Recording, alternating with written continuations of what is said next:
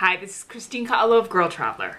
So today I'm going to do a travel Q&A, and the topic today is on how to avoid the airport taxi. After I posted my videos on how to take the public bus, I got some questions from some of you about how to avoid taking the airport taxi. Now, on one hand, when you take the airport taxi, it's supposed to be easy, convenient, and stress-free. However, there are times it can enhance travel stress because we tend to think of them as 1, being expensive, 2, wanting to rip us off, 3, you just have taxi scams. I'm going to share with you some tips on what I do to avoid taking the airport taxis. See if your guest house or hotel has a pickup service. Some hotels offer free shuttle pickups and drop-offs. Sometimes they'll even offer like a car service where you have a driver that holds your nameplate, as you exit baggage claim. These services can be anywhere from free and complimentary to paid. Sometimes it might even cost as much as a taxi.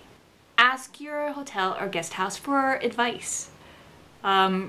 Directions on how to get there, options for transportation, and how much it'll roughly cost. It's always good to have a ballpark idea of how much it'll cost you to get from the airport to your hotel, especially when it comes to taxis.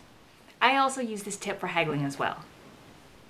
Check the airport website. A lot of times there's a lot of information on the types of transportation you can use to get to and from the airport, as well as where they're located in the building. If you didn't have time to research in advance, then I recommend going to the information desk or the tourist information desk in the airport.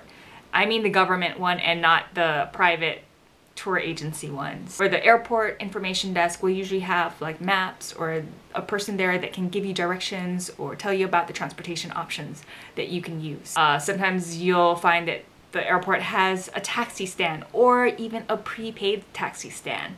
Or maybe they'll have shared shuttle services, and that's also another helpful thing. There are pros and cons to this. In a westernized country, usually there's a max limit on the amount of passengers in a van. Other countries, sometimes there aren't, and you can be waiting there for a while until they fill up the van.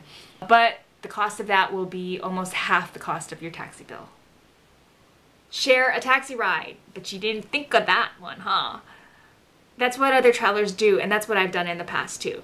When I'm at the airport and I see other travelers like myself, sometimes I ask them if they're going to the same area, and if they are, I ask them if they want to do a shared ride, and generally a lot of them have been receptive to that. A lot of travelers tend to be open to the idea of splitting rides, especially when it comes to taxis and tuk-tuks. Now, it's probably not going to come as a surprise to you as to what my favorite option is. This is what I'm looking for. This is what I usually like. Train to the city.